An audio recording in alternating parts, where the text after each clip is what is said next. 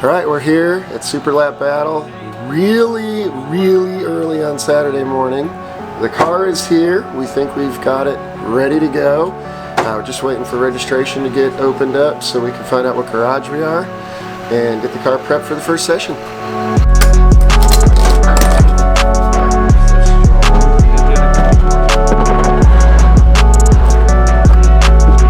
That was nothing like the time when it kicked the ramps out and the car sat down in the belly pan. That was a glorious day.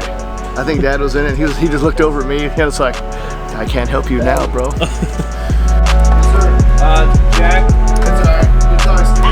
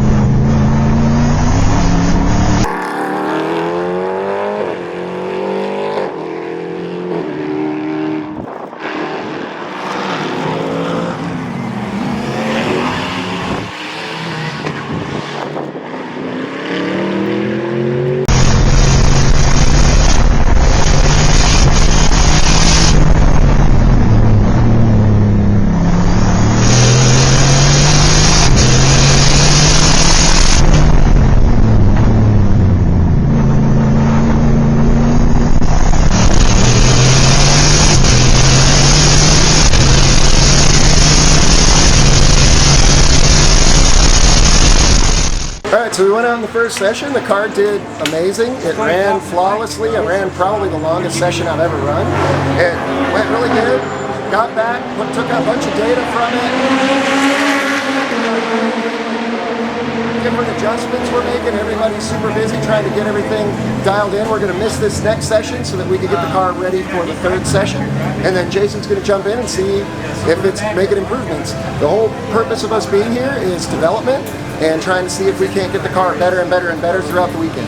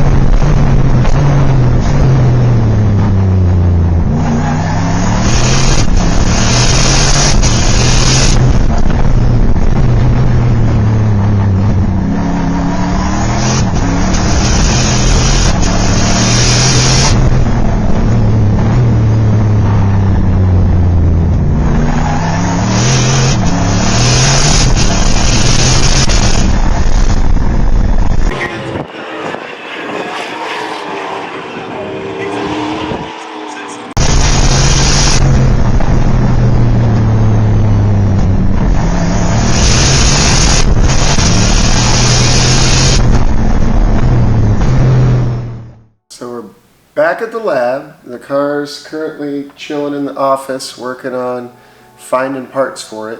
I've got to get my hands on a diff and figure out what we're going to do there. That's probably the biggest thing.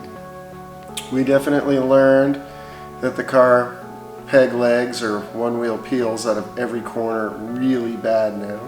So that's the first thing we got to fix. Few other little things here and there. We were super excited about the new Alcon brake setup. It was working very, very well, stopping the car really good. We did see the temps coming up a little higher than we'd like, so we're going to augment the brake cooling a little bit, try and add a plate on the back side of the rotor to seal it off, and then maybe have 2 brake ducts to each rotor and then 1 to each caliper. So the front brakes definitely get hot, but we're taking all that speed and turning it into thermal energy, so we've got to dissipate it somehow. And I think that the rotor being a little bit bigger might be a little bit less airflow through the wheel, so we're going to have to make sure we're pushing some good air through there to get that cooled off. It was definitely cool using the new Optima lithium battery. That worked out really well. That thing really didn't give us any trouble. I was kind of a little nervous because it's so small that it might not be able to crank on the car, because we were having a little bit of an issue where the prime function on the lift pump would cause us to have to crank the car for a while to get a prime in the surge tank so that we could start it.